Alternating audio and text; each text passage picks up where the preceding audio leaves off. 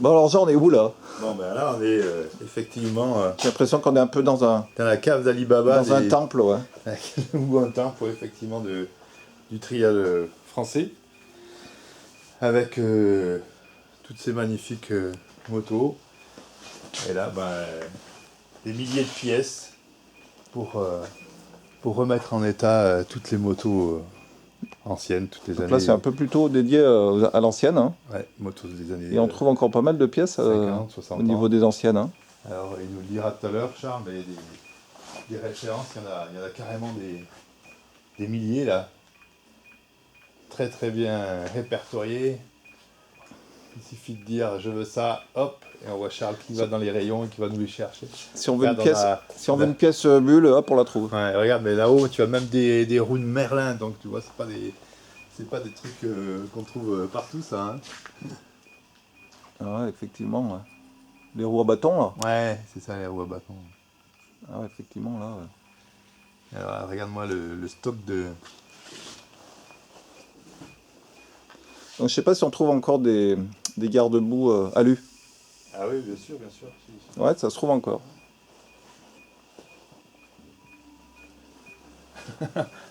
Allez, un mec Bon alors là on cherche le patron des lieux, hein. Parce que là pour l'instant, il est où le patron? là, les clients ils attendent. Hein. On va pas la voir. Bon, on va voir s'il y a le patron des lieux. Ah Charles, comment ça va? Ça va? Attends, je finis. Ah bah là c'est le boulot d'abord, hein. J'ai un chronopost là qui m'emmerde, là il faut que je le finisse. Ouais, je suis à vous. Et voilà. Alors t'as trouvé ton bonheur Ben voilà, c'est ce que oula, je- bah, c'est beau. On dirait c'est ce qu'il que je sort cherchais. de l'usine de Monsieur Bulto Ben, c'est exactement à Barcelone. C'est plus beau que neuf. Ah ouais. Ah bah là vraiment. Regarde la qualité du boulot. Bien, Jean. À la liste. Alors on est dans le coin céleri. Regarde ça. C'est pas un collector ça? Tel jet. Ça va faire plaisir de voir ça à Philippe Berratier, qui a roulé dessus. Avec Schreiber, je crois. Ouais, une salle d'étagette. Une Montesa. C'est chouette, hein? Donc ça c'est la partie 9. Et apparemment il y a une caverne d'Alibaba d'occasion qu'on va découvrir. Donc là on rentre dans les ténèbres de BMZ. Déjà à droite, t'as 3-4 carters là. Donc ouais, effectivement là, il y a beaucoup de triéristes qui aimeraient bien être là. Ah ouais, effectivement. Hein. Il doit tout référencer là. Ah oui, là c'est impressionnant. Hein. Chose en son temps. Donc là il y en a des moteurs de bulles, de Montesa. Hein. Il y a 3-4 moteurs. Donc c'est quand même du Montesa. Hein. Et vous les récupérez où toutes ces pièces Avec les années. Ouais. Et sur des marchés, sur des. Non, oui, un peu de tout. Des lots, des motos qui sont trop chères à réparer, qu'on reprend.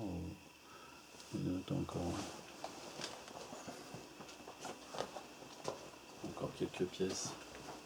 Voilà tout ce qui est fourche. Hein. De la fourche, du machin, des trucs. Culasse cylindre, en pleine restauration. Donc Et là, là, au niveau des cylindres, vous faites quoi? Vous les réalisez, nicaliser, ça dépend nicaliser? lesquels. Il y en D'accord. a qu'on fait renicasiler, donc réaliser, d'autres qui sont encore bons comme ils sont. D'accord. Il y a de tout.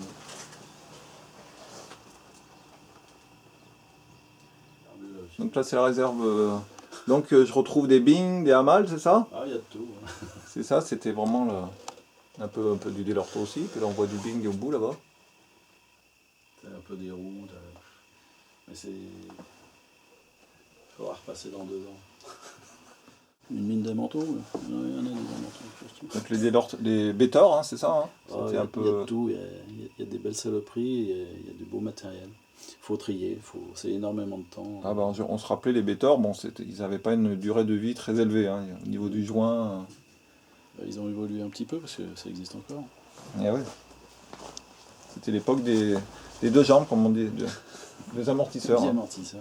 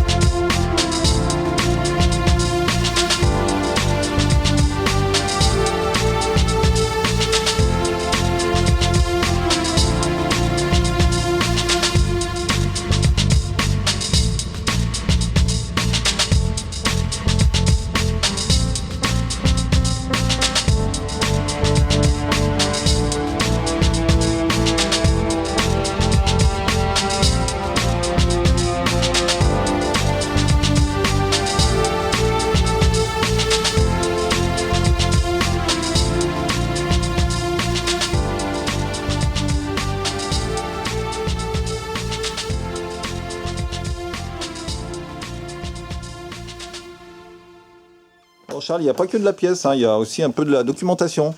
De la documentation, exactement. Tu La vois, littérature. avec des beaux livres comme le Dominio espagnol Trial Moto Rétro. D'accord, avec Jordi, Voilà. le roi. Après, tu as le livre Bultaco Ah ouais. complet. Ce livre il est très intéressant parce qu'à la fin, tu as toutes les années, tu vois, les références, les productions avec les numéros de série des motos, avec vraiment tout ce qu'il y a par moto, par modèle, par moto. D'accord. Donc Ça, c'est allumage, vraiment l'histoire carburation. de Bultaco. Ah de... oui, ça c'est toute l'histoire Bultaco. D'accord. Tu vois, tu as celui-là en Bultaco. Et on te voit dedans ou pas? Celui-là. Ça dépend lesquels. Il y en a, oui. Il y en a d'autres, non. Ça dépend. Comme c'est quand même Bultaco tout, autant vitesse. Et ouais, puis Bultaco, c'est pas du trial, c'est beaucoup de cross, de vitesse. Ouais, cross, vitesse, il y a tout. Hein. Ils ont vraiment écumé pas un petit compte, peu mais- partout, mais ils ont fait beaucoup de choses, Bultaco, tu vois. Ça, c'est le deuxième bouquin Bultaco, tu vois. D'accord. Et puis après, ben, il n'y a pas que Bultaco, il y a Montesa aussi, tu vois, le guide du collectionneur. Voilà. Avec Ossa, Ah ouais, d'accord. le guide du collectionneur Ossa. Donc ça nous permet, si tu veux, de retrouver un petit peu tout. Donc le Fantic, tu l'avais vu. Après, qu'est-ce qu'on a là on a celui-là, tu vois, Montesa, avec Ulf Carlsson sur sa 349. Ah ouais. Viva Montesa, comme on disait. Hein. Voilà. D'accord. Il va Montesa. Donc toi, tu as roulé en mondial avec Et lui là- en plus, hein? Là, Leif Ossa, Carlsson. bien sûr, avec Carlsson, beaucoup de temps. Tu D'accord. vois, ça, avec Andrews derrière sur la Mick Andrews. Ah, le bel anglais. Voilà. Donc là, il avait une Ossa. Ah ouais, Parce que McAndrews, on le voit beaucoup sur sa Yam, ouais. mais il a commencé sur une Ossa. Bien sûr, c'est lui qui a mis au point. Disons que la première Ossa Trial n'était pas un cadeau, ils s'étaient un petit peu loupés, les Espagnols. Et ils ont fait appel à Mick pour vraiment développer un produit qui plaise au grand public et qui marche bien. Et donc est sorti la 250 Mar. Pourquoi Mar? Parce que Mick Andrews répliqua. D'accord. Et donc cette moto a beaucoup plu tout de suite d'entrée et c'est bien vendu. À l'époque, il n'y avait pas le casque. Hein. Et à l'époque, il n'y avait pas le casque et on n'était pas embêté avec ça. Voilà, donc, vous aviez un bon bonnet, quoi, comme on dit. Voilà. Puis vous aviez la tête dure, comme on dit. Bah écoute, il faut croire quand même que le trial n'est pas dangereux, vu qu'on n'a jamais eu de problème en trial quand on n'avait pas de casque, pas de bottes, pas de gants, pas de rien du tout. Tu peux voir les deux photos de mon père et de moi là derrière, tu vois. Moi sur mon 100 Bultaco en bas, tu vois, en championnat de France, mon père au-dessus. Donc ça, c'était avec ta première Bultaco sans Lobito. 100 Bultaco, ouais, l'année du championnat de France national que j'ai gagné avec ce 100 cm3. D'accord. Et au-dessus, tu as à peu près la même époque, mon père avec sa Bultaco, en championnat de France aussi, tu vois, avec sa casquette, Ah ouais, sur une Bultaco Kit Campeon. ok. C'était à peu près la même époque. Donc, D'accord. on roulait chacun dans notre catégorie, et chacun pour son classement. Parce que je crois que même la San Lobito, c'était pas celle de la femme de Claude Peugeot. On est parti d'un Lobito de base, qui était un petit engin trail, un petit engin absolument pas fait pour faire du trial, qui était effectivement la moto de la femme de Claude Peugeot. D'accord. Et la femme de Claude Peugeot, quand elle a eu ses enfants, elle a dit « moi je m'en sers plus de la moto ».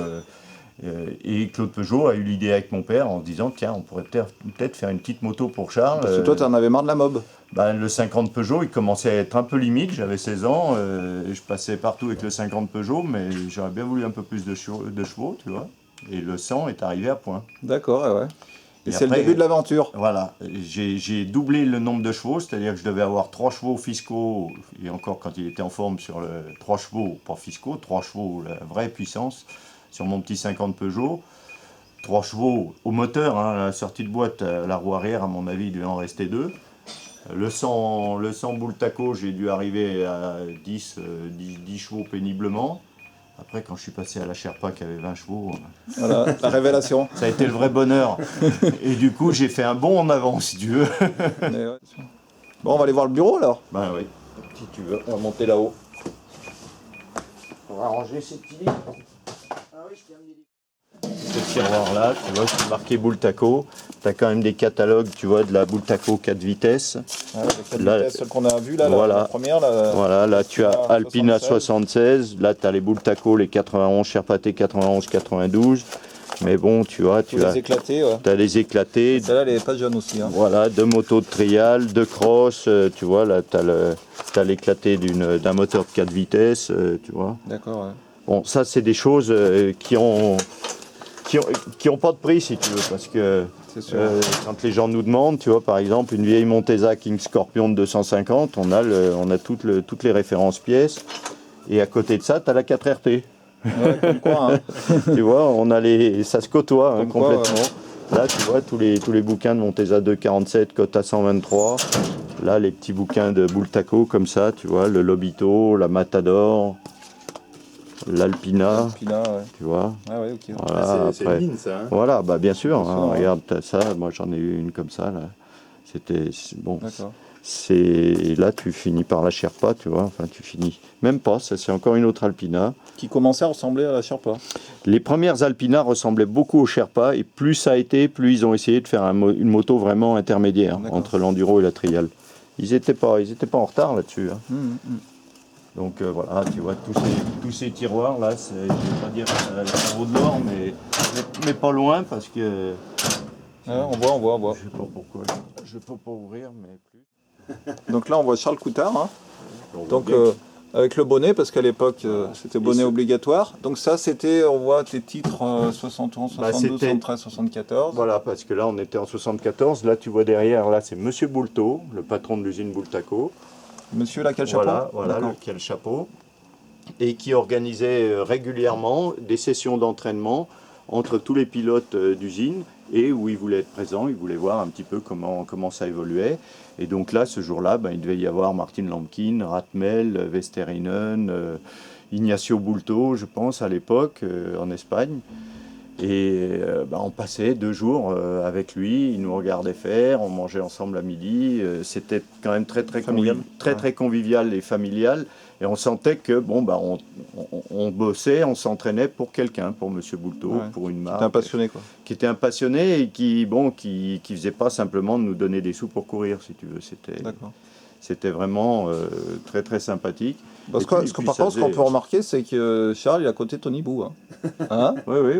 C'est la continuité. Puis on voit bien que mon rocher est bien plus gros que le sien. Hein. Là, il y a quand même un style, on retrouve. Hein. Je suis sûr que tu mets un bonnet à Tony. Moi, personnellement, je le trouve un peu trop accroupi en arrière. Tu vois. Il cherche l'adhérence. Hein. Mais lui, il a un Michelin. Toi, tu n'avais pas encore de Michelin à l'époque. Ouh là, on en était loin. Toi, c'était des Pirelli c'était d'origine, les motos sortaient avec des Firestone, qui étaient des savonnettes. C'était une horreur. Donc, on montait ou des Dunlop ou des Pirelli. Ça se bagarrait, mais en fait, il n'y en avait pas un qui adhérait bien plus que l'autre. Si ce n'est dans la neige où ces pneus-là adhéraient, alors que maintenant, nos Michelin dans la neige, ils sont nuls. D'accord. Hein. mais à l'époque, on arrivait à rouler dans la neige avec ces pneus-là. Sinon, dès qu'on arrivait sur du rocher glissant ou de la racine glissante, c'était l'horreur. Et puis, tu pouvais pas trop dégonfler parce qu'il y avait toujours les chambres. Si, on pouvait, parce que ils étaient tellement durs, ces pneus, qu'à la limite, crever de l'arrière, c'était pas vraiment un problème. C'était pas de l'avant, c'était un peu embêtant, de l'arrière. Des bien belles photos. Hein. Voilà, super. Puis après, en dessous, vous avez Gilles Burga, donc, et notre ami Gilles, hein. qui a été champion du monde avec la SWM, que j'ai mis au point.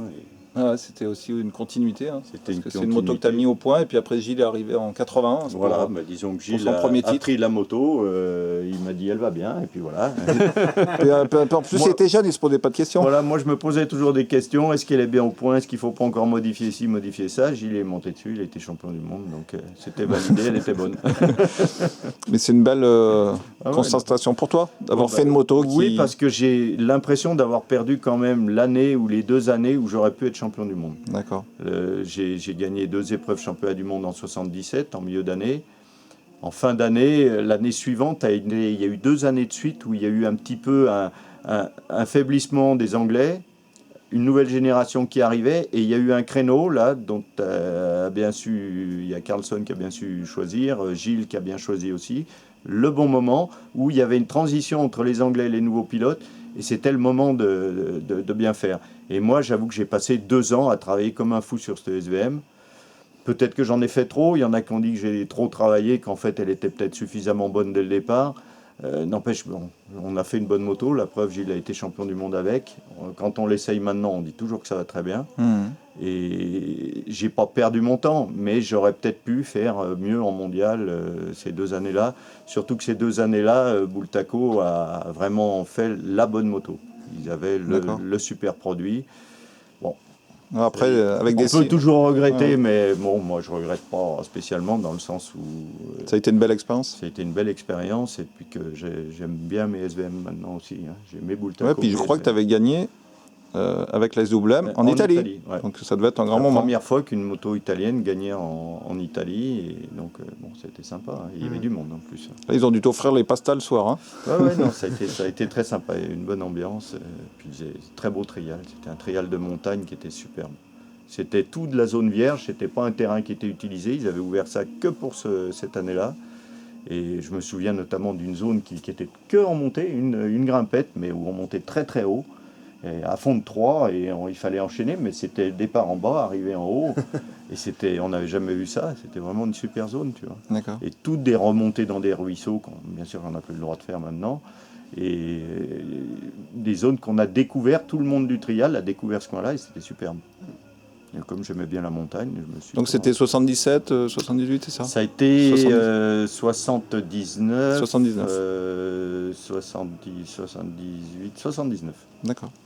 Bon. 79, Ok. en milieu d'année 79, mai ou juin, je ne sais plus. Ok. Fait comme ça, Donc là, Charles, tu nous as sorti un peu les pressbooks. voilà. Et puis là, donc ça, c'est une histoire particulière, celui-là. Hein, tu Bah, nous disais. Voilà, mon épouse un jour va au supermarché et il se trouve devant un rayon. Elle avait besoin de pochette, elle achète une pochette et sur cette pochette, eh ben, il y avait Charles Coutard devant. Tu vois. Et Incroyable. derrière, il y avait un départ de cross. la Coupe Motocross Montesa en Espagne. Bon, comment ils en sont arrivés à mettre ça, je ne sais pas. Toujours est-il que je n'ai pas beaucoup touché d'argent là-dessus, même pas du tout. Les royalties, tu les attends encore. Mais disons qu'à l'époque, ça ne nous venait même pas à l'idée. On était contents, on en a acheté une dizaine, on a dit, ouais, t'as vu, il y a ma binette, et puis c'est tout. Hein. T'étais content. Et puis j'étais très content. Voilà. Ouais, puis la photo, elle est belle. Hein. Surtout qu'en plus, la photo est très belle. C'est en Espagne, au championnat du monde en Espagne. Et ma série 159 est assez modifiée, dans le sens où elle a des plaques latérales de numéros, tu vois, avec plein de petits trous dans la... Un peu comme Voilà. le cross. Voilà, il nous avait fait ça à l'usine à l'époque pour on garde l'ancien filtre à air qui était meilleur que le filtre à air d'origine. Et bon, en plus, tu vois, j'avais des petits trous dans la culasse, des trucs comme ça. Parce que et c'était les premiers guidons avec barre qui avaient été faits. Tu vois, on voit qu'il y a une barre sur le guidon. C'était la première fois qu'on utilisait des guidons avec barre. D'accord, donc c'est en Espagne ça. Ça, c'est en Espagne. Et puis, tu vois, j'avais la tenue à Septogil. J'avais déjà mon contrat à Septogil. Tu as une bonne position de recherche d'adhérence. Ben, il fallait, parce que comme tu l'as bien dit, on n'avait pas de Michelin à l'époque. Donc, l'adhérence, elle n'était pas toujours facile à trouver. Donc, bon, les zones n'étaient pas pareilles. Il y avait c'était moins étriqué, c'était moins serré. Mais par contre, il nous faisait beaucoup d'enchaînements de difficultés, les unes après les autres. Et c'était cet enchaînement qui faisait de la difficulté. Donc il fallait bien garder l'élan. Et on pourrait revenir à ça hein, très facilement. Mais bon, maintenant, on est parti sur les déplacements.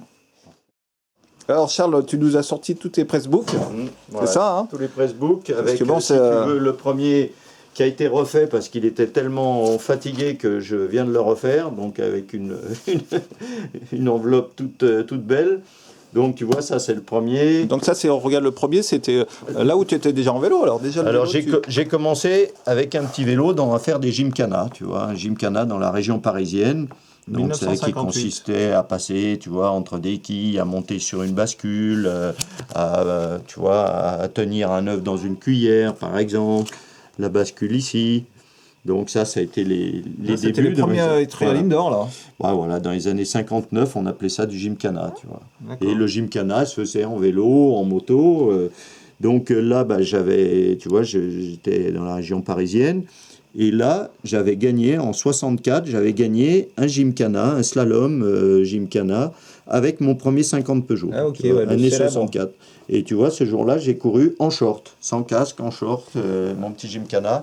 Et j'étais très fier parce que j'avais gagné 70 francs ce jour-là. J'avais eu une prime parce que j'avais gagné et j'avais eu 70 francs. Et là, Pour l'époque, c'était. En super. 64, j'avais gagné 70 francs, j'étais content de moi. D'accord.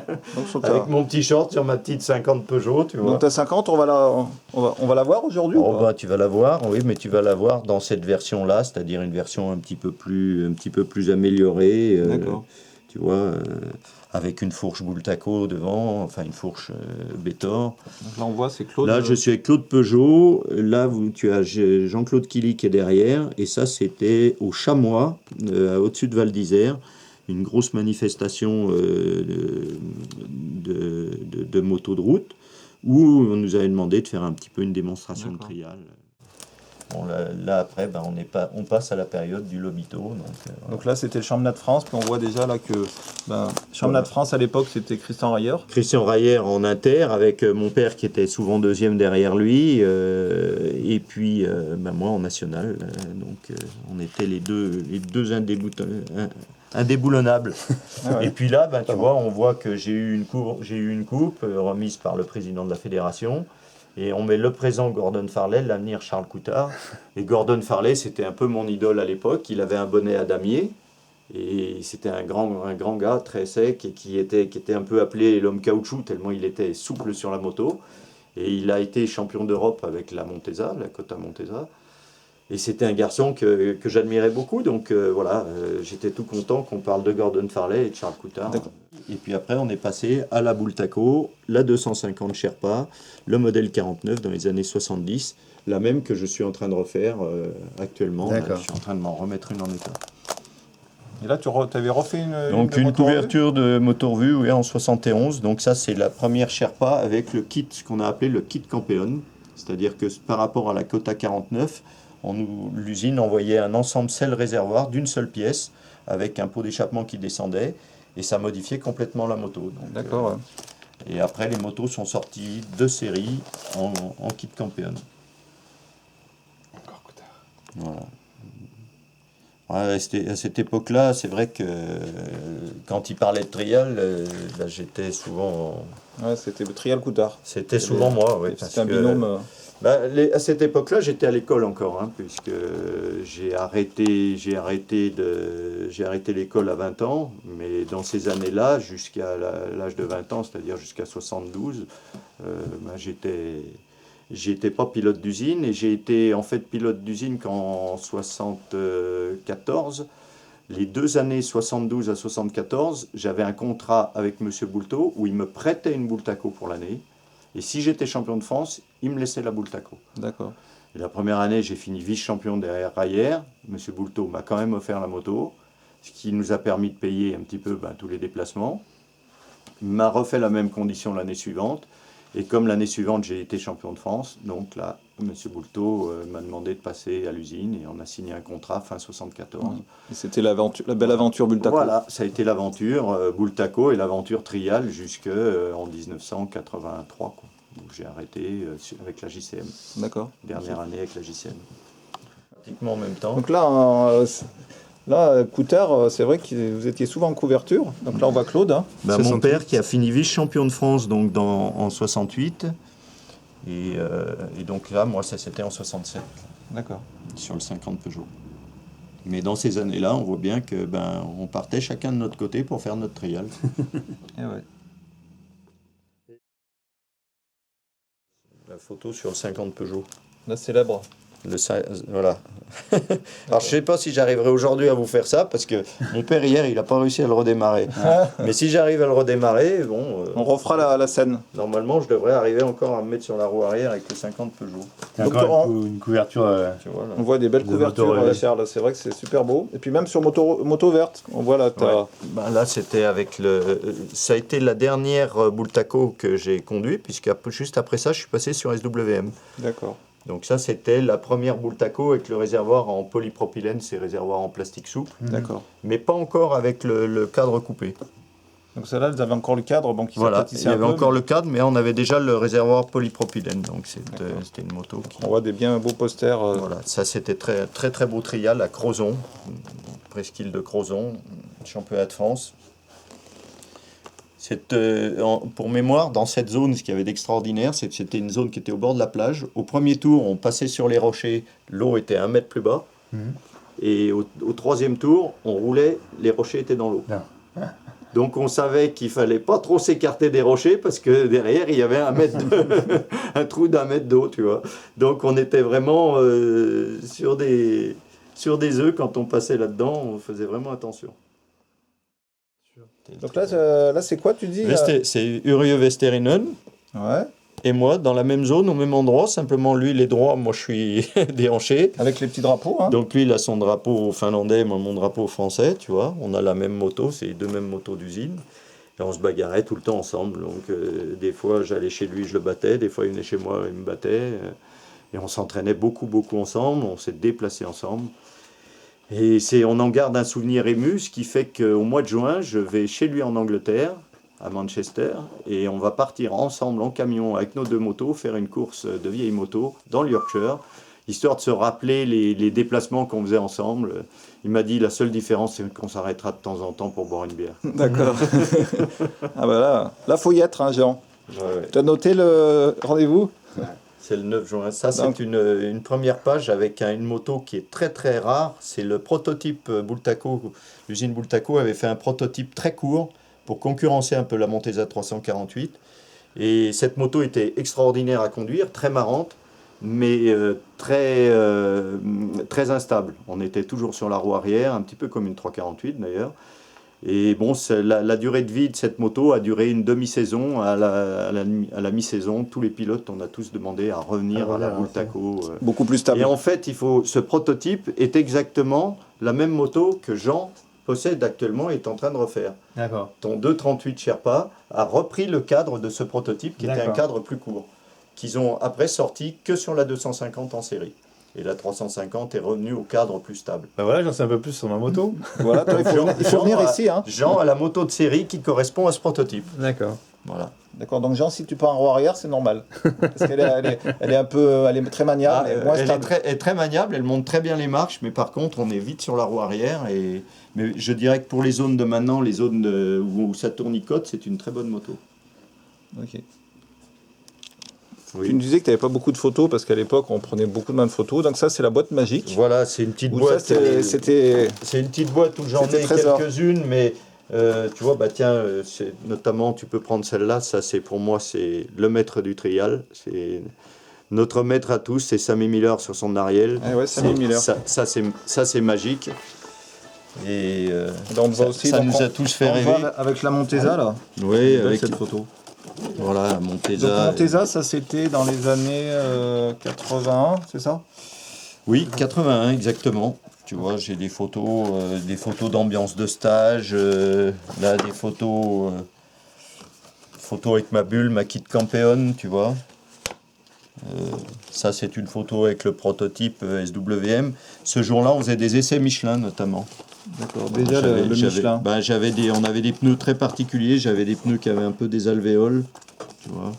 Là, ça, c'est une photo qui est très marrante. C'est à l'île de la Réunion. On avait fait une école de trial. On y était avec Vesterinen.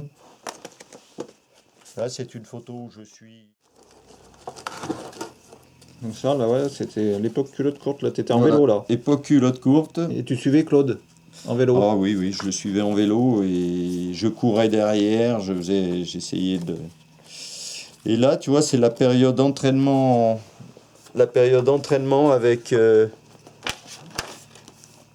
avec Manuel Soler et Bernie Schreiber. Donc on voit là, Donc à côté de Lyon, ils étaient venus. Bernie Schreiber Voilà. et Manuel Soler.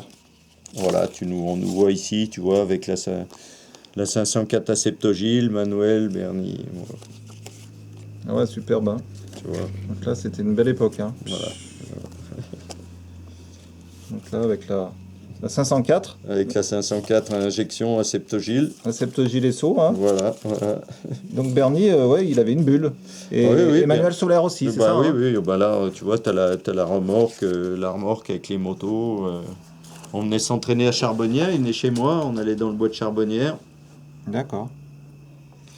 L'époque du magasin de mon père, Coutard Service, où beaucoup de gens ont acheté leur moto de trial.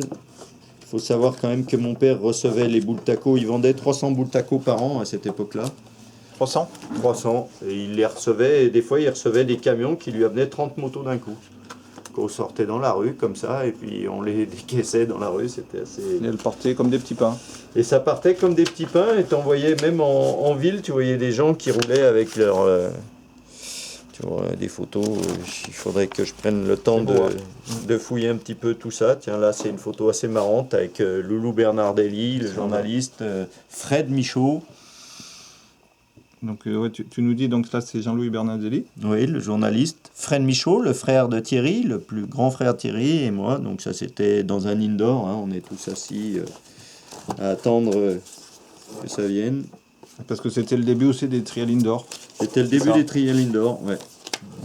Et Jean-Louis Bernardelli, il était à moto verte. Exactement. Ok. Ça, tu vois, c'était pour les maillots qu'on faisait à l'époque en flocage. On appelait ça des sweatshirts avec du flocage. Ouais. C'était collé. Ouais, ça partait au lavage. Ça partait très bien au lavage. Voilà, Charles, tu nous as sorti un collecteur là. C'est quoi ça? Finlande avril 76 et Irlande février 76. 76, d'accord. Donc voilà comment est la Finlande en avril 76. Où là, cette photo est prise sur un lac. D'accord, c'est un lac gelé. Voilà, c'est un lac gelé. Alors, on fait des zones sur le lac et moi, je demandais à Vesti, je lui disais, mais bon, quand on tourne là sur le lac, quand est-ce que vous savez qu'on ne peut plus aller sur le lac? Il me dit, on lit dans le journal. Si dans le journal, ils disent qu'il y a quelqu'un qui passait à travers un lac, à travers la glace, c'est qu'il ne faut plus y aller. C'est le printemps qui arrive. Alors, je lui dis, mais c'est quand? Oh, c'est à peu près maintenant. Donc, on est vite sorti de la glace. Et alors, voilà le paysage derrière chez Vesterinen. Ça, c'est derrière la maison de Vesterinen. Donc, tu peux voir qu'il y a de quoi s'entraîner. D'accord. Et là, tu me disais, ça, c'est la... Et ça, c'est la maison de Vesterinen, avec Vesterinen qui est là devant. C'est la maison de sa mère, enfin de ses parents. D'accord. Qu'on voit là au fond, tu vois. Voilà. Et avec derrière, ça monte et c'est tout en rocher. Un beau terrain de jeu pour le trial. Il y a un terrain de jeu fabuleux. Ouais. Bah bon, terrain de jeu, tu vois, tu peux reprendre là, tu vois, terrain de jeu quand c'est l'été. Avec les marches. C'est pour ça qu'il n'était pas mauvais, Vesterinen, au niveau des marches. Voilà. Il avait de quoi... Là, il savait monter les marches. D'accord. Ouais. Tu vois. Superbe. Hein. Superbe. Tu marches là, Ah ben là, chez Vesterinen, derrière chez Vesterinen, c'était beau, hein. Et tu vois, c'était sa maison de ses parents, donc tu arrives par un petit chemin de terre, puis là tu partais derrière.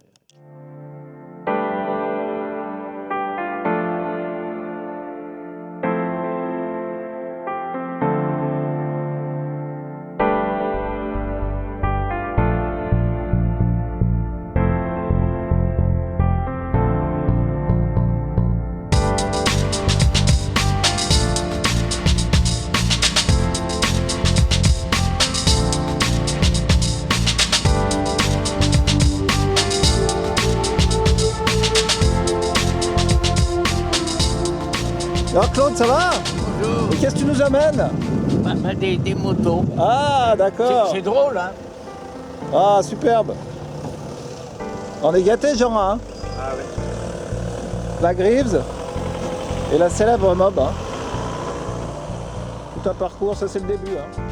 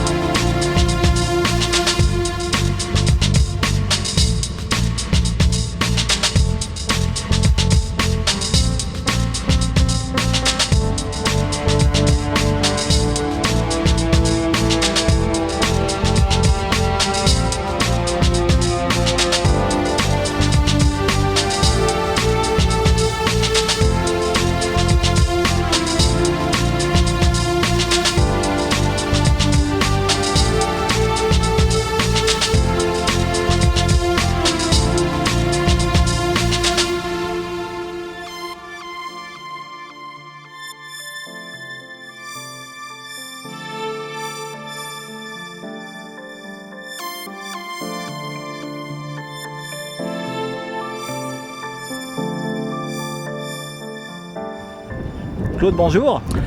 Bonjour. Ça va? Oui, il fait beau T'es au milieu des trials, donc ça va. et on est dans le trial. Donc forcément, on est content. Voilà. Nous, on voulait savoir, mais pourquoi t'as une Greaves?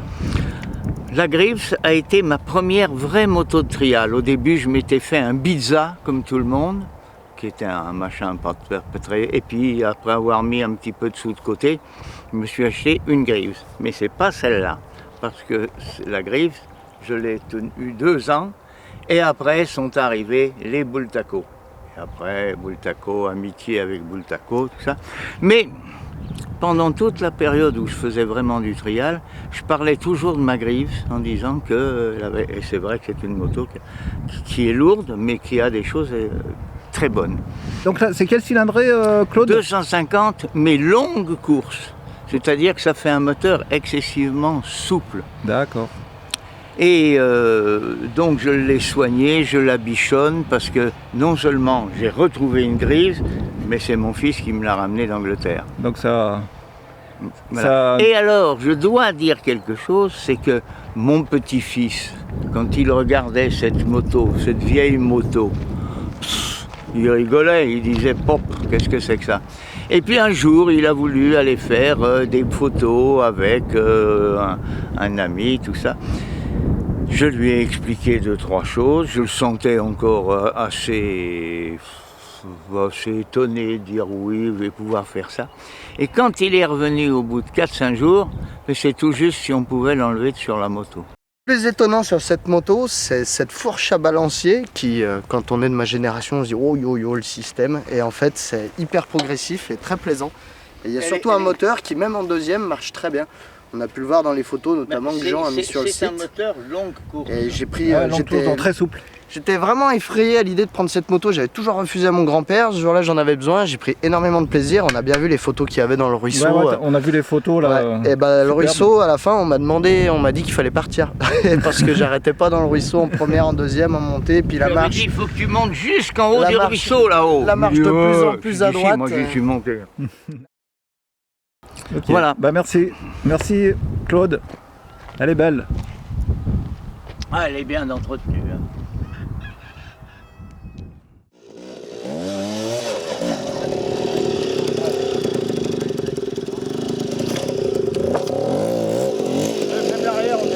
Ah ouais.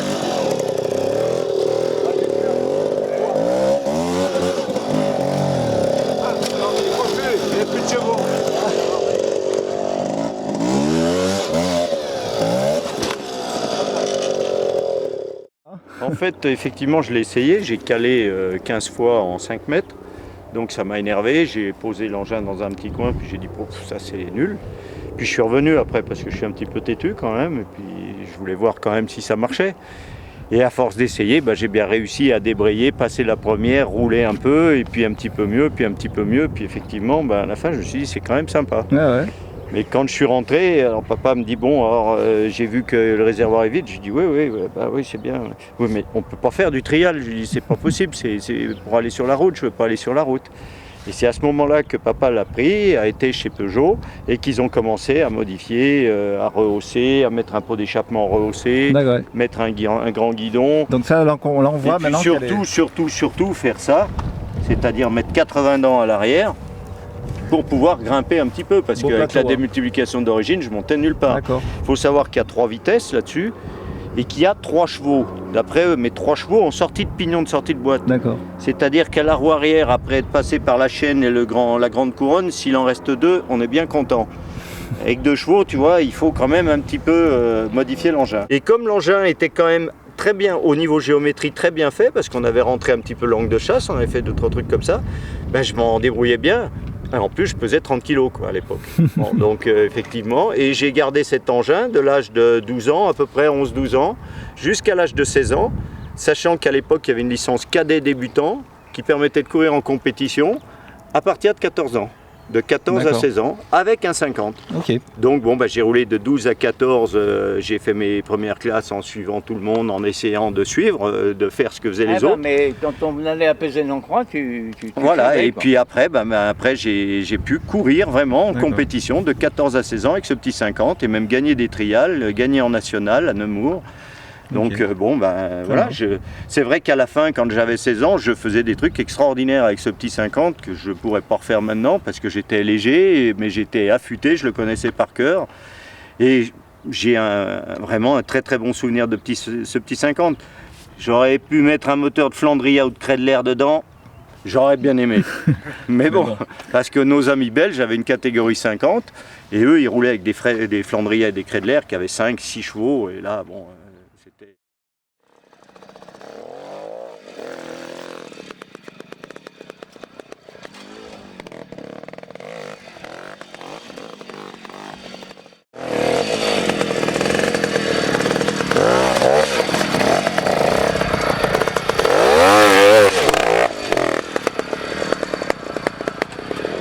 Oui, savoir que ce 100 Lobito étant un petit engin trail, il y avait tout à faire, c'est-à-dire que la géométrie l'angle de chasse était pas bon, donc il fallait rentrer l'angle de chasse. Il y avait un très gros réservoir, bon, il fallait mettre un plus petit réservoir. Il y avait une très très grosse selle, c'est pareil, il a fallu mettre une petite selle différente. Bien sûr, il y avait un carburateur avec un truc tout rond.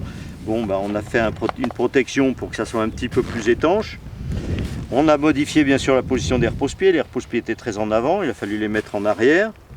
Faire tirer plus court, c'est-à-dire mettre une démultiplication plus courte, parce que c'était fait pour rouler sur la route. Donc après on a fait des modifications de ce genre-là, c'est-à-dire le tendeur de chaîne pour que ça aille un petit peu mieux. On a mis des bons amortisseurs trial, des Bétor de l'époque. Des jantes, alors là il y avait des petits trous, il a fallu changer la taille des roues et puis mettre des pneus trial. Garde-boue avant et arrière trial. Tu vois, il y a eu pas mal de modifications de fait pour en faire un vrai petit engin de trial. Donc c'est ta première moto de trial, quoi, vraiment. Ouais. Alors, mon 50 Peugeot avait une géométrie qui était excellente. La géométrie du 100 Lobito était peut-être un petit peu plus... il était presque trop court, un petit peu haut sur pattes, les repose-pieds un petit peu haut. Mais comme à l'époque, j'étais pas très grand, l'engin m'allait très bien, si tu veux. Mais je me suis quand même trouvé confronté à des gars qui étaient plus grands, plus âgés que moi et qui avaient des 250 Sherpa. Bon, le 100 Lobito par rapport à une demi-Sherpa, il y a une énorme différence de puissance, tu vois. Là, j'ai encore une fois, après le 50 Peugeot, été à nouveau obligé de me battre avec une petite cylindrée face à des grosses cylindrées. À nouveau, très bonne école. Je crois, pour le championnat de France, j'ai gagné toutes les épreuves sauf une, où je me suis fait battre par un garçon qui avait une 250 bulles. Bon, je m'en suis quand même bien sorti. J'ai été champion de France avec ça. Mais je peux vous dire que l'année suivante, quand je suis passé sur la 2,5 Sherpa, j'ai poussé un grand soupir de soulagement. J'ai enfin trouvé un peu des chevaux et pu me concentrer sur autre chose que d'essayer de faire franchir la zone. C'était l'opposé, j'avais des chevaux, là il fallait la franchir à zéro. D'accord. Mais c'était une excellente école et ce petit 100, il marche toujours bien, comme quoi le Bultaco c'était du solide. Bon, on va aller voir les plus grosses alors maintenant. Voilà. Ça c'est ma préférée. Donc ça, c'est ta préférée parce que celle-là, c'est celle que tu as eue après la 100, c'est ça?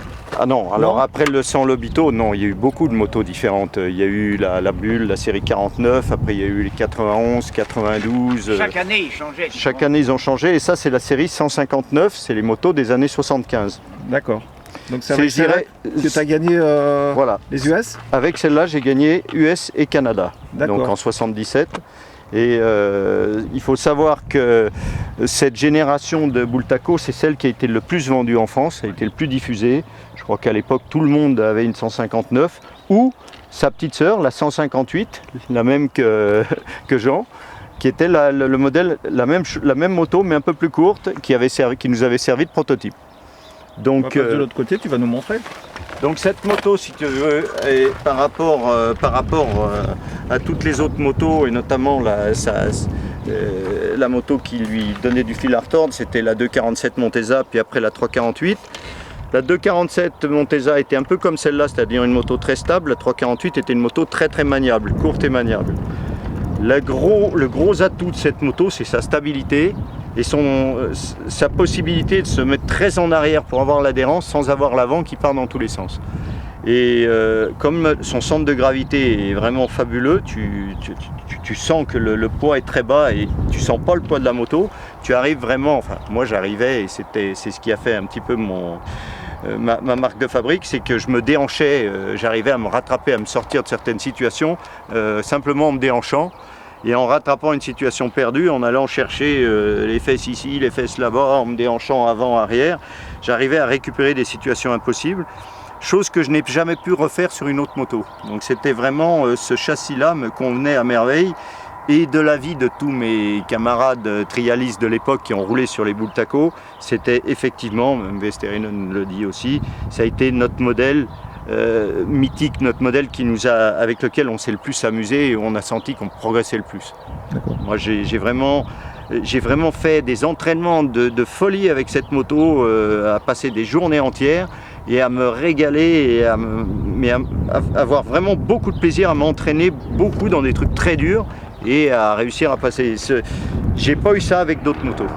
Et le problème qu'a causé cette moto, c'est qu'après, quand j'ai changé, je suis passé à autre chose, ça a été très dur. Ah ouais, Notamment quand je suis passé chez SWM, j'ai voulu retrouver cette moto et ça a été très dur et très long pour refaire un produit à peu près équivalent. Je crois qu'on y a réussi, on va y arriver après. Donc après la bulle, ouais, c'est quoi alors? Et bien après la bulle, il y a eu la SWM qui est là derrière. Donc cette moto, toute rouge, qui était sur le papier fabuleuse, qui était très très belle, très très bien finie. Donc quand je suis arrivé chez SWM, on m'a montré la moto, on m'a dit voilà, elle est faite, ils avaient déjà roulé avec. Ils m'ont dit voilà, c'est simple, cette moto, on a pris un petit peu de la Bultaco, un petit peu de la Ossa, un petit peu de la Montesa, on a fait un amalgame et on a fait a priori une très bonne moto. Effectivement, on regardait la moto, elle était superbe, tout était bien fini, je l'ai essayé un petit peu dans la cour de l'usine, bon c'était bien. Après, je suis rentré à la maison et je me suis essayé dans mes zones témoins, les zones que je faisais avec ma Bultaco. Et là, je me suis rendu compte que j'avais un engin qui réagissait pas du tout pareil, qui était beaucoup plus léger, qui se levait beaucoup plus facilement de l'avant, qui était vif. Bon, je ne retrouvais pas du tout mes marques. Et donc, j'ai demandé à l'usine la permission de modifier certaines choses. Et donc, par rapport à la moto de série qu'ils avaient sortie, on en est arrivé à ce proto final, qui m'a permis d'ailleurs de gagner la manche du mondial en Italie, où par rapport à la moto de série, on a coupé le cadre en dessous, où il y avait le cadre, on a mis une plaque, donc pour gagner de la garde au sol. Par la même occasion, on en a profité pour baisser le moteur dans le cadre, baisser le point d'ancrage du bras oscillant, donc effectivement tout rabaisser au maximum, mettre une fourche Bétor à l'avant à la place de la Marzocchi, mais tout en gardant l'été de fourche Marzocchi, ce qui est important, parce qu'avec l'été de fourche Bétor, ça faisait un avant plus lourd. Et puis on a modifié la position des amortisseurs. Ça c'est pour la partie cycle. Et après pour la partie moteur, on avait deux problèmes. Le moteur était très très vif parce que c'était des moteurs d'enduro à la base, les moteurs Rotax. Donc il a fallu travailler sur le disque rotatif pour arriver à faire une moto plus souple, alléger un petit peu, alourdir un petit peu la masse d'inertie. Et puis il y avait un embrayage catastrophique sur ces motos. C'est-à-dire qu'on débrayait et ça continuait toujours, ça collait, c'était dur, c'était raide. Donc on a travaillé l'embrayage. Une fois qu'on a réussi à faire tout ça, c'est-à-dire faire un moteur plus souple, plus agréable avec un bon embrayage, une partie cycle rabaissée, stabilisée, et ben on a fait une moto qui a été, avec laquelle j'ai gagné le championnat du monde en Italie. Et l'année d'après, 2 ans après, Gilles Burga a été champion du monde avec cette même moto, mais avec un ensemble jaune. Jaune, et c'est ensemble donc réservoir sel jaune. Et après, c'était le titre de Gilles Burga en 1980, voilà, c'est ça? Voilà, d'accord. Voilà. Avec la moto que tu avais mise au point. Voilà, cette moto, cette dernière rouge qui est devenue jaune après et qui a permis à Gilles d'être champion du monde. Et moi, cette année-là, avec cette moto rouge modifiée, j'ai réussi à reprendre mon titre à Desnoyers. En sortant de la Bultaco, première année sur la SVM, Desnoyers m'a battu avec sa Montesa 348. Et l'année d'après, j'ai repris mon titre avec cette SWM rouge modifiée, qui en fait qui préfigure la jaune. D'accord, donc ça c'était en 79. Donc moi je suis passé chez SVM fin 77, donc l'année 78 j'ai eu la première rouge avec laquelle je me suis vraiment bagarré et j'ai fait modifier. Ça, là tu avais perdu le titre au profit de Christian Desnoyers. Voilà, j'ai perdu le titre en 78 au profit de Desnoyers en me bagarrant avec une moto qui était très volage 79, j'ai repris mon titre, j'ai fait une très très bonne année. J'ai gagné en Italie, en championnat du monde. Et l'année d'après, on est passé sur les motos, sur les SWM jaunes. D'accord. Voilà. Super.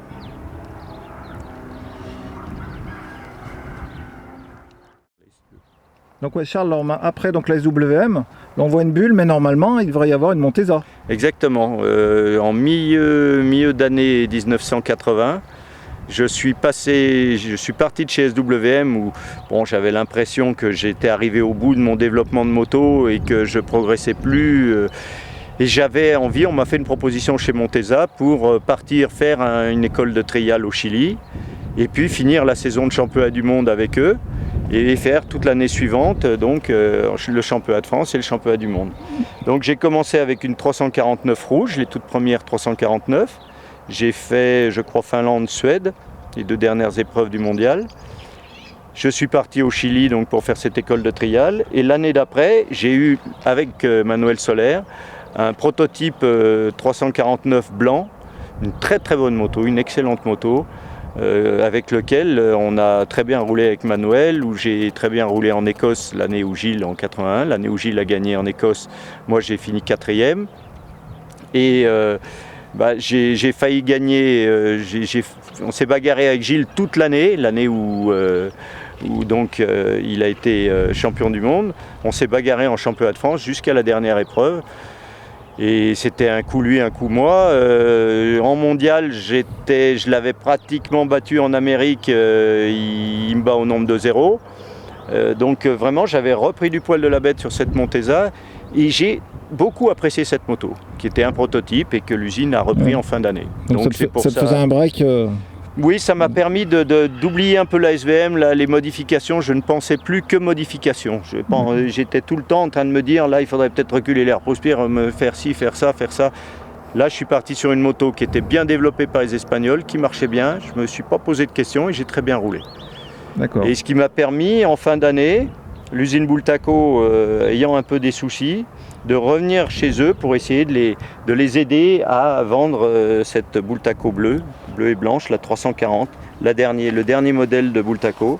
Donc le dernier modèle Bultaco. Voilà, dernier modèle Bultaco 1982 qui a vu donc la fin de l'usine Bultaco malheureusement aussi. D'accord. Et comme l'usine n'avait pas beaucoup d'argent, on avait trouvé un deal, moi avec l'importateur français, Vesterinen avec l'importateur finlandais, où en France cette moto s'appelait Charles Coutard Replica, en Finlande elle s'appelait Urieux Vesterinen Replica.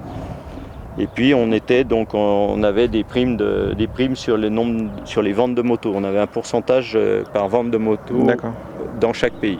Donc celle-là, quoi, 5 vitesses non? Alors celle-là, elle est 6 vitesses déjà, c'est le dernier modèle 6 vitesses. Et l'usine nous avait fait avec Vesterinen un prototype avec un point d'ancrage du bras oscillant beaucoup plus en avant. Et le cadre ici, au lieu d'être tout droit, le cadre est modifié là pour mettre un point d'ancrage de l'amortisseur au lieu d'être là, ici, légèrement plus incliné, avec un bras oscillant un peu plus renforcé.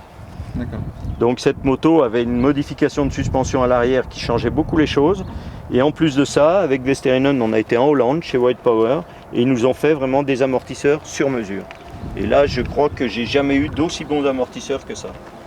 Donc c'est les White Power. Voilà, c'est les White Power que l'usine a sorti en série après, mais pas exactement comme les nôtres. Et on n'a jamais retrouvé en série le moelleux de ceux-là. Et il faut dire que ces amortisseurs-là, ils ont 30 ans, ils fonctionnent toujours bien. Je me sers de cette moto régulièrement.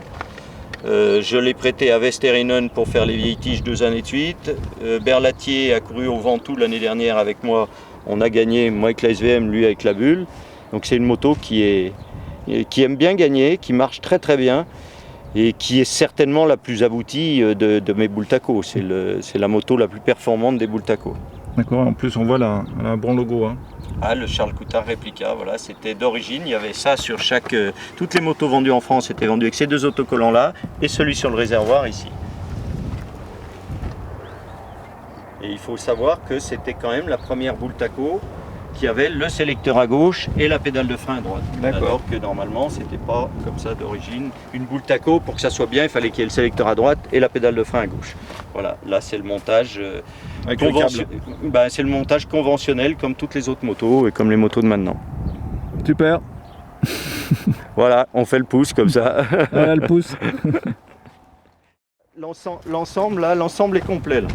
Donc en plus de la bulle, Ouais. tu nous as ressorti la combinaison J'ai la combinaison de l'époque, le casque de l'époque. et le rush, le célèbre Voilà. rush, que tout le monde connaît. Hein. célèbre rush qui est en fait c'était la marque Bayard et ça s'appelait Bayard ou Petit Colin à l'époque.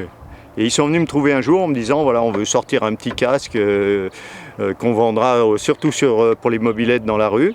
Mais est-ce que ça vous intéresserait qu'on l'appelle Charles Coutard? Sur le coup j'ai dit pourquoi pas, ils m'ont fait une proposition de prix, j'ai dit oui.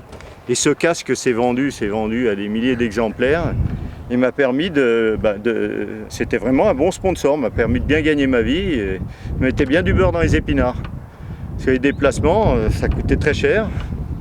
Et donc c'était la course aux sponsors à essayer de trouver, moi j'avais Bultaco, j'avais Esso, j'avais Aceptogil. Aceptogil aussi, donc Ouais, j'ai eu plusieurs marques qui m'ont aidé à faire la... Enfin, c'est ce que je disais à Jean ce matin, quand la saison finissait, donc fin novembre, on partait avec son petit attaché-caisse sous le bras dans la région parisienne, puis on allait voir les pétroliers, les gens qui fabriquaient des chaînes, les gens qui fabriquaient des freins, des trucs comme ça, pour essayer de voir si personne voulait donner un petit peu d'argent pour la saison. D'accord. Hein. Voilà.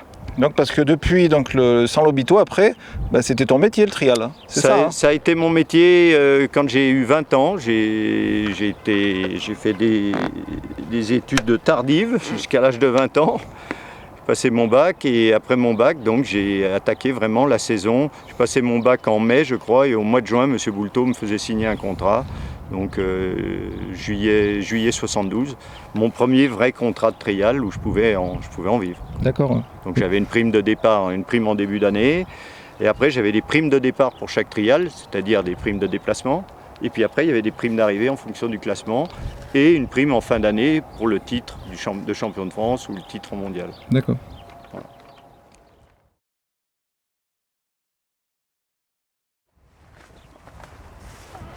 Donc là, la dernière de ta collection.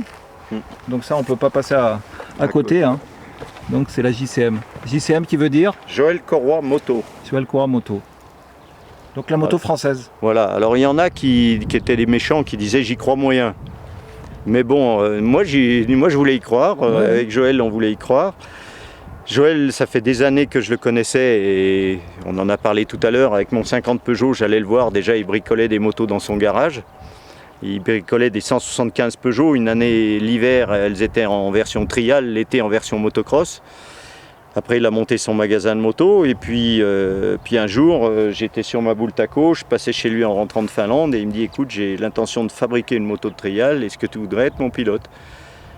Et moi je lui dis écoute moi je suis un petit peu à la fin de Bultaco, Bultaco c'est fini, il n'y a plus moyen d'avoir de contrat avec eux, donc on est tombé d'accord sur un contrat. Et tout l'hiver, Joël a construit sa moto sur la base d'un moteur TO italien. Et Joël avait des très bonnes idées, c'est-à-dire que son idée c'était de mettre le centre de gravité le plus bas possible. Donc au départ, il s'était dit je mettrais le réservoir d'essence ici. Mais dans un premier temps, on a quand même fait une moto toute simple avec un réservoir là qui est là en dessous, si tu veux, et une coque par-dessus. C'est-à-dire que le gros problème là, c'est une protection. Voilà, c'est-à-dire que là, si on cogne, on peut casser le polyester, mais le réservoir est en plastique souple en dessous. Et donc, son gros truc, c'était de faire une moto mono-amortisseur avec un amortisseur oléopneumatique. Ouais, donc c'était le début des monochocs. Voilà. Début du monochoc. Et l'idée de Joël, c'était de ne pas mettre de ressort et de faire en sorte un principe comme Fournalès d'huile et d'air. D'accord. Voilà, donc là, il n'y a pas de ressort. Il n'y a pas de ressort, c'est simplement on règle l'air. Donc il y a une membrane à l'intérieur qui sépare l'huile de l'air. D'accord. Alors donc Joël, autour de cette base-là, a construit une moto en allant chercher un moteur en Italie, un moteur TO. Malheureusement, TO s'est avéré, ils n'ont pas bien suivi au niveau de la production. Donc après le moteur TO, Joël s'est tourné sur un autre moteur. Mais donc les premières 323 JCM et ensuite les premières 240 étaient équipées de ce moteur TO que Joël a pas mal modifié lui-même de son côté. Il a donné les plans à TO en leur disant voilà il faut me faire des moteurs de série comme ça. Malheureusement Ecto leur a livré des moteurs des fois qui étaient tout à revoir, tout à refaire. Enfin, Joël a eu beaucoup de problèmes avec Ecto. Et après, bon, bah, l'histoire JCM a continué avec des moteurs de même base que les gaz-gaz et qui ont fait à la fin des motos, des excellentes motos qui ont roulé en mondial avec des bons pilotes. Moi, personnellement, j'ai roulé sur la 323 JCM pour Joël pendant 1 an et demi à peu près. Et en fait d'armes, on a monté la Tour Eiffel, enfin j'ai monté la Tour Eiffel ça, c'est quand même en 83 avec cette 323 JCM, qui était une très bonne moto, on l'a vraiment pris du départ. On a eu pas mal de petits soucis comme toujours quand on fait un nouveau modèle, mais qui au bout du compte s'est avéré une moto qui était dans le coup. J'ai marqué des points en mondial dès la première année. Et on a fait cet exploit de la Tour Eiffel. Avec Joël Desquin, c'est ça? Tu étais avec Joël Avec Joël Desquin, voilà. C'est-à-dire que c'était sur la fin de ma première année, et puis Joël Desquin était un petit jeune que Joël voulait prendre en plus. Et donc tous les deux, on a été à Paris, et on a grimpé les deux premiers étages, parce qu'après, bon, on ne peut plus, c'est un escalier en colimaçon. Grimpé les 2 étages et redescendu avec nos motos, nos 323. Une belle expérience, hein? Oui, c'était très sympa. Disons que pour un bon trialiste, c'était pas très dur. Mais c'était très fatigant parce qu'à chaque virage, il fallait pivoter pratiquement sur la roue arrière pour réattaquer dans des escaliers assez raides. Donc il y avait un mouvement de pivot, se remettre en avant, se remettre en arrière au-dessus, repivot, et ceci un paquet de fois. Et c'est vrai qu'il y a eu tellement de monde qu'ils nous ont arrêtés au premier étage pour nous demander comment c'était, et qu'on était très contents de s'arrêter au premier étage pour souffler avant de repartir pour le 2e étage. Donc merci aux journalistes et à tous les gens qui nous ont interviewés au premier étage, ça nous a permis de souffler. Ok. Et ça nous a permis de montrer aussi que cette moto était bien née, qu'en France on pouvait fabriquer des bonnes motos, une bonne moto de trial, et je pense qu'il existerait toujours cette marque si les pouvoirs publics, si l'État français avait bien voulu mettre un petit peu d'argent là-dedans. Bon, un peu d'aide. Il y a eu un moment donné où ça s'est arrêté parce que il manquait le nerf de la guerre, mais je sais que le garçon qui filme là maintenant a eu une JCM et se souvient de cette JCM avec des trémolos dans la voix. Un beau souvenir aussi. Voilà. Merci Charles d'avoir sorti toute ta collection. Ça m'a permis, tu vois, cette JCM, ça m'a permis de finir sur un cocorico et bon, moi à l'époque je me suis mis à vendre des motos de trial et puis j'ai vendu des JCM. Voilà. Après c'était la deuxième partie de ta vie. Deuxième partie de ma carrière, ça a été de vendre des motos pendant 20 ans, dont des JCM. Voilà. On fait un coucou à Joël. Et un coucou à Joël. Charles. Voilà. Bon, on va aller un peu dans les zones, Charles. Si tu veux. On va aller voir un peu la... Si moi de Bultaco, j'ai pas dû essayer depuis un certain temps. 1983. Donc, mais tu vas voir, elle marche bien. D'accord, ce sera un honneur d'essayer les bulles.